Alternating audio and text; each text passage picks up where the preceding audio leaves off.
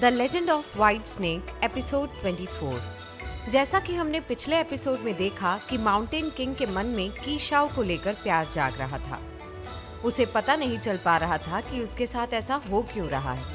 वहीं कीशाओ को याओयाओ बाई की वो तलवार मिल चुकी थी जिसे याओयाओ बाई के मास्टर ने उसे दिया था, और कीशाओ को याओयाओ बाई और लॉर्ड शू के बारे में सब कुछ पता चल चुका था।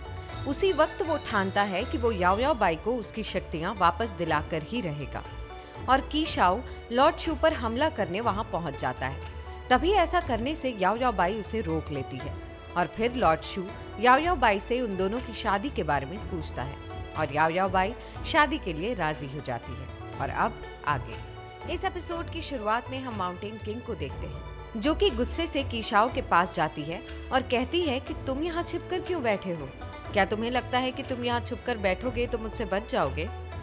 माउंटेन किंग कीशाओ से बहुत डरती है, क्योंकि उसने बिना किसी को बताए अपने आप ही लॉर्ड शू पर हमला करने का डिसीजन ले लिया था। कीशाओ माउंटेन किंग से पूछता है कि याओयाओ बाई और सांप का क्या कनेक्शन है, पर माउंटेन किंग उसे इधर उधर की बातों में लगा देती है और वहां से चली जाती है। फिर कीशाओ भी वहां से चला जाता है। वहीं दूसरी तरफ हम मिस लैंग को देखते हैं, जिससे मिलने उसके कमरे में उसका एक शिष्य आया था। वो उसके कमरे में जाते ही कहता है कि मुझे आपका संगीत बहुत पसंद है, पर अभी तो हवा भी नहीं चल रही, तो ये घंटी क्यों बज रही है? इस पर मिस लैंग कहती है कि इसे जब बीस्ट का आभास होता है तब ये बजना शुरू कर देती है।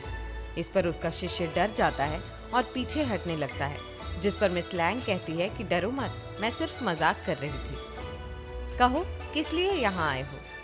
इस पर उसका शिष्य बताता है कि लॉर्ड शू की शादी होने वाली है। मिस लैंग कहती है कि इस बारे में मुझे खुद लॉर्ड शू की बहन से पता चल चुका है। अब उसका शिष्य पूछता है कि क्या मैं इनकी शादी की तैयारियों की मदद के लिए उनके पास जा सकता हूँ?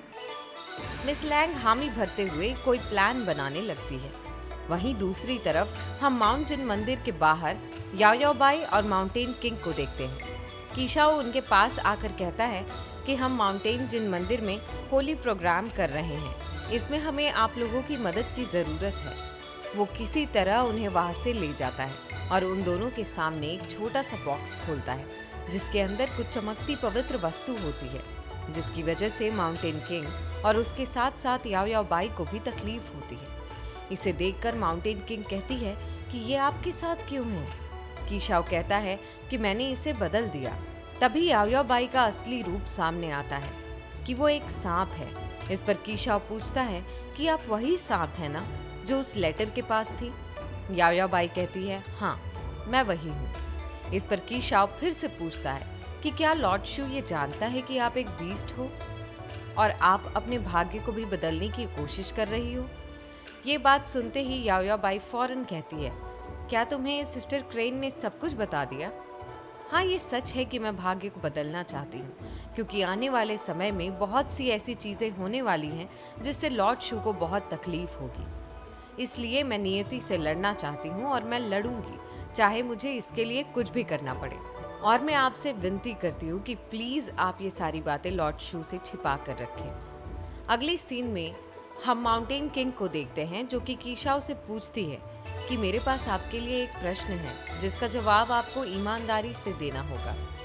आपने तो इतने सारे राक्षसों का नाश किया है, तो क्या आपने कभी ऐसे जोड़े को देखा है जो इंसान और बीस्ट का हो और अपना जीवन सुख से बिता रहा हो? पर मैं और मिस बाई भी इस पर पूरा विश्वास करते हैं। यहाँ तक कि होंगशिन की प्रेम कहानी का अंत भी अच्छा नहीं रहा। ऐसा इसलिए हुआ क्योंकि उसे गलत इंसान से प्यार हो गया था। इस पर कीशाओ कहता है कि प्रकृति का नियम यही है कि मनुष्य केवल कई दशकों तक जीवित रह सकता है, पर बीस्ट हजारों वर्षों तक जीवित रह सकता है। और अगर वो दोनों साथ रहना भी चाहें तो कितने वर्षों तक साथ रह सकते हैं? ना तो वो एक साथ जीवित रह सकते हैं और ना ही एक साथ बूढ़े हो सकते हैं। अगले सीन में हम लॉर्ड शू को देखते हैं, जो कि याओयाओ बाई के लिए ड्रेस रेडी करवाने आया हुआ है, लेकिन वहाँ की सभी लाल रेशम वाले कपड़े किसी और ने बुक कर लिए थे।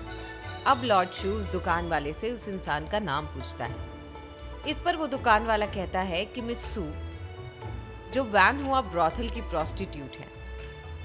तभी हम दूसरी तरफ माउंटेन किंग को देखते हैं, जिसने प्रोस्टिट्यूट होने का नाटक किया और सारा रेशम खरीद लिया, ये चेक करने के लिए कि लॉर्ड शू याओ बाई से कितना प्यार करता है।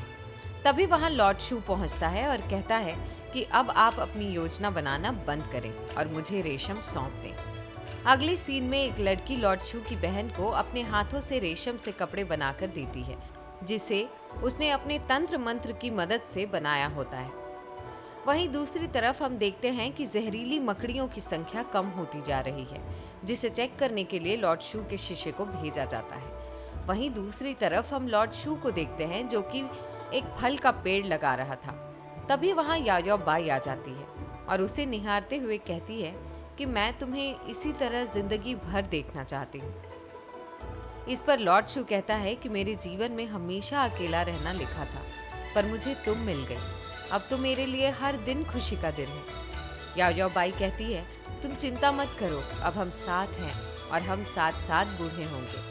मैं हमेशा तुम्हारे साथ रहूंगी और तुम्हें कभी अकेला नहीं रहने दूंगी। अब अगले सीन में हम बीस्ट के सम्राट को देखते हैं जो कि प्लान के अनुसार काम करने के लिए पार्टी को बताने के लिए कह रहा था।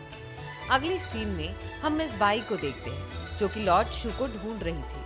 वो माउंटेन किंग से उसके बारे में पूछती है कि क्या तुमने कहीं लॉर्ड शू को देखा है। वहीं दूसरी तरफ हम एक आदमी को देखते हैं जो कि लॉर्ड शू को लेकर जादुई बांस की तरफ किसी रोगी से मिलने ले जा रहा था। तभी कुछ देर आगे चलकर वो आदमी अपने आप गिर जाता है। ये देखकर लॉर्ड शू काफी परेशान हो जाता है। फिर उसे चेक करता है तो पता चलता है कि ये आदमी जिसने उसे लाया है वो काफी समय से मरा हुआ है। ये देखकर वो बहुत डर जाता है और इस तरह ये एपिसोड यहीं खत्म होता है।